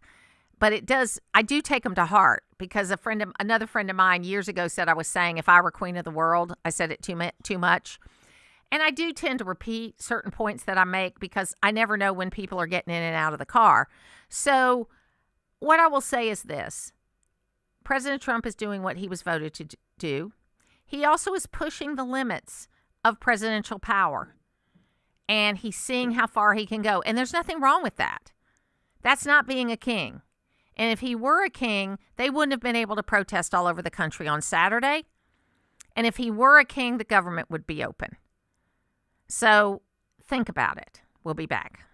Todd Starnes. But if you want to talk about problems, talk about Joe Biden, who literally funded Iran's nuclear program. It's the Todd Starnes Show, weekdays noon till 3 on AM 550 and FM 102.9 WDUN. Have you ever been at your wit's end over your community? Hi, this is Whit Martin, pastor of Asbury Chapel. There are plenty of ups and downs in a community.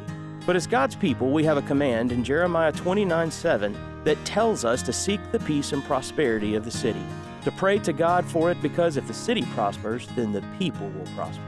I want to encourage us today to truly look for ways to be a blessing to the community. The best way is to offer the truth of Jesus Christ to any and all, so that the change he brings can transform the place we live into a place that reflects the kingdom of God. Many of us know the Lord's Prayer, praying, "Thy kingdom come, thy will be done on earth as it is in heaven." If our prayers and our efforts are aimed at God's kingdom making a difference here, what goodness and grace there can be for us all. And that is Wit's End. Asbury Chapel invites you to learn more by joining us for worship on Sundays at 10 a.m. Visit asburychapel.net for more information. Innovation at Jackson EMC. To me, innovation is taking technology and doing something new with it. I'm working with a global company. We're helping them be able to reduce their carbon footprint through some of our programs. Here at Jackson EMC, we embrace innovation, such as solar power, electric vehicle programs, energy-efficient right choice homes. Jackson EMC, innovation for today, innovation for tomorrow. The weather has changed, and here come the leaves. Get ahead of the work with Stihl's backpack and handheld blowers. They make the fall cleanup quick. If you need a handheld blower with those small spaces, a backpack blower for bigger jobs, or a powerful professional model to really make those leaves fly, Stihl's got it all. Find your next Stihl product at Howard Brothers. Their friendly team can help find the perfect Stihl blower to keep those pesky leaves out of your way. The grass is always greener when you take care of it with Stihl and Howard Brothers. You already know Gainesville Mechanical for their award-winning HVAC service, but did you know they handle plumbing too? Because plumbing problems never happen at a good time, you need a trusted, experienced team there when they do. From small leaks to major repairs, Gainesville Mechanical is here for you with 24/7 no overtime rates through their Customer Assurance Maintenance Plan. Proud to be named Best of Hall for HVAC and plumbing, Gainesville Mechanical and Bryant, doing whatever it takes to keep North Georgia cool since 1989. Always here, always local. From the Access WDUN Hardy Chevrolet Newsroom, voting now underway for the best scarecrow along Gainesville Square for their 2025 contest. Details at Access WDUN and coming up on North Georgia's News Talk. Use the Access WDUN Talk and Text line, presented by M&R Rental at 770-535-2911, and be part of the conversation. From the Northeast Georgia Health System studio in downtown Gainesville, it's the Martha Zoller Show on AM 550 and FM 102.9 WDUN. And you were able to pound it, especially down the stretch of that game. You can look at a game like this, a performance by Georgia, and see within their program the ability to evolve and grow during a season. That's what Georgia and Kirby Smart and his coaching staffs brings to the table. There's three parts to your program: who you can recruit, who you can bring in and keep and develop, and who you can get in the portal. Well, that middle piece of developing players, putting players out for the Sunday League, has been Kirby's trademark. And we didn't think we would quite see it the same way because of this portal era of football that we're in. But we're seeing guys get better, evolve during the course of the year. The run game is back. They're having to play a lot of offensive linemen because they had some injuries, but they've gotten better. And you're seeing Gunnar Stockton making these throws, spreading the ball around on the offense. Really, really tough team. They're going to be a tough out down the road. So it is the Martha Zoller Show. So best game, I think, Logan, that I've seen all year was the Ole Miss-Georgia game. Yeah, definitely, like I said, Georgia's had some good contests this year. The Tennessee game, they won. The Alabama game, they lost, but still a good match nonetheless. But, no, this is a slugfest, right? Back and forth, a lot of points put up, and Georgia just had the better team in the win. They took advantage of some of the opportunities Ole Miss that, they missed on, or timely penalties for them, and, credit to Gunnar Stockton from Raven County, did his thing, and the rest of the team looked great as well. So one of the players said, we're built for the fourth quarter. When everybody's getting tired, we're ready. We're still ready to go. Now, I wish they wouldn't wait so long. It would be easier as a for fan. Me. You don't want that. But it's good, and I love what they're saying about Kirby. That Nick Saban. I was thinking about this weekend. Nick Saban left and went to the NFL and didn't like it and came back. Right. Wasn't that successful? That's happened to a number of coaches. I think Bill Belichick did it. Well, Bill Belichick's doing the reverse right now. That's in the reverse. Anyway, it's happened. Oh, Spurrier was the other one I was thinking of that went, I think, to the Redskins and then didn't make it there, something like that. Right. I think they don't like the idea of these players that are more about the money than they are about the game. And so what Kirby has been able to protect, not that he doesn't have to deal with the portal, not that he doesn't have to deal with NIL, but what he's done, I think, is unique, where he said, if you come here and if you stay here, I will develop you if you do your part. And I think it's resonating. And that's what you want as a coach as well. And I don't know about you, but I don't hear any drama with the Georgia football team at this moment. Not this year, yeah. Not this year. I don't see any, outstanding egos on the sidelines, guys who are, off in the corner by themselves. I see a whole team. I see a unit. And that's Kirby Smart. It's got it. Kirby Smart, but also Gunnar Stockton. Yes. Who is leading this team, and he's that kind of person. Carson Beck was a little flashier, and I'm not criticizing him, although it did not go unnoticed to me that on the day that Gunnar Stockton had his best day, Carson Beck had his worst day. Right, Miami got upset. They got upset, and he threw, 4 interceptions? 4 interceptions, like I don't think a single touchdown. So he had a rough day for the U. He had a rough day. Now, this guy, Lawson Lucky? Yes, tight end. Tight end, 3 touchdowns. It's been since 1942 that the same tight end got 3 touchdowns in one game. Yeah, he had 3 touchdowns and 5 total catches. So that's an easy day's work right there. And the funny thing, too, is that all of them were pretty much in the red zone. So he didn't even have to – he only had 43 receiving yards the whole day. But 3 touchdowns, you'll take it any day. I think that with Gunnar being out the first 2 days, he didn't practice the same way. He was still out there running because he told the coach the team needs to see me out here, But then I think that since Lucky, I think he's a redshirt freshman, isn't that right? I believe so, yes. And so I think they weren't planning for him. And then all of a sudden, boy, there he is. So actually, Lucky, let me correct that. He is a junior right now. Oh, and he's also, a junior. I just learned he's from Norcross, so Northeast Georgia product here, and he had a great day on Saturday. Had a great day on Saturday, and he also, he I don't think they were planning for him, though, because that was his first touchdown pass, and then he got 3. Yeah, and like I say, you look at Georgia, you look at their receivers, right, with Branch and Bell. Those are kind of the main 2 you look at there. But then, like I said, Lucky was able to get lucky. He had a couple touchdowns, and he looked great, and the running game for Georgia also, they look great as well. And, credit to Frazier and Bowen's kind of the main 2 there. The defense still has some work. Of course, I'm about to say, anytime you get 35, you got to have some work done. It was like a basketball score almost. But I do think what's interesting about all this, Georgia Tech had a great day. They're 7th, as Joe McCutcheon pointed out. Georgia is 5th. We've got lots of teams in the SEC that are in the top 25, so it's great. We're just built better. You know, what's the saying? That's the SEC thing. We're just built better. No, it really is. And I mean, you have, your normal teams like Alabama, of course. Tennessee still hanging on. They're still have a good chance. But you have teams like Vanderbilt, who's in the top 10 now. And Texas A&M, who's had a good program, they're top 3. So it's a stack. Ole Miss. Yeah, Ole Miss Ole Miss has been a cupcake team for years, where you but- always knew you're going to beat Ole Miss. And then I think they got some secret sauce when, 3 years ago, they beat Alabama in like a stunner. I think so. And Yeah, that's about right. It was about 3 or 4 years ago, and it was just like, wow, okay, maybe we do need to care about these guys. Yeah, and of course, a lot of people respect Lane Kiffin for what he's done with that program. He's a really good tenured college football head coach. And yeah, he is. He's been, like I said, that was a toss-up, that whole game. It's just that Georgia really in the fourth quarter, like you mentioned, they put it away. They shut them out. I think it was, 17-0 in the fourth. Yes. So that, and like you mentioned earlier, that they said that the fourth quarter is where we're built at, and they backed up their words. They absolutely did. So it was a great day for Georgia Bulldogs, as it always is. We watched a lot of football on Saturday. We're not as much into the NFL. I don't watch as much of the NFL. Did the Falcons win yesterday? Unfortunately not. No. The Falcons were in their second primetime game of the week. They played on Monday Night Football. They got the win in that one, but they lost to the San Francisco 49ers last night, 10-point loss. So tough one there. That explains that because they were out in San Francisco, right?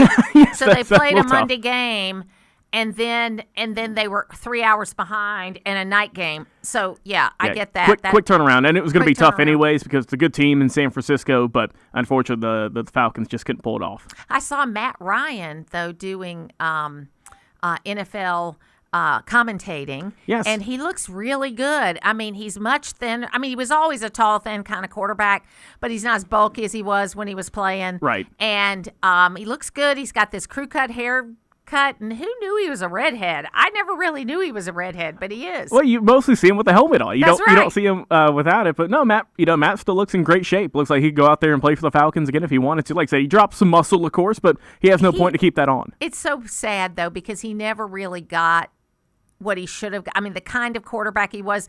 I always get in fights with my friends about Tim Tebow and how they say he wasn't an NFL quarterback, but he actually did play in the NFL and played in some playoff games. That's true. And there are quarterbacks that are great quarterbacks that never make it to a Super Bowl or to a playoff game.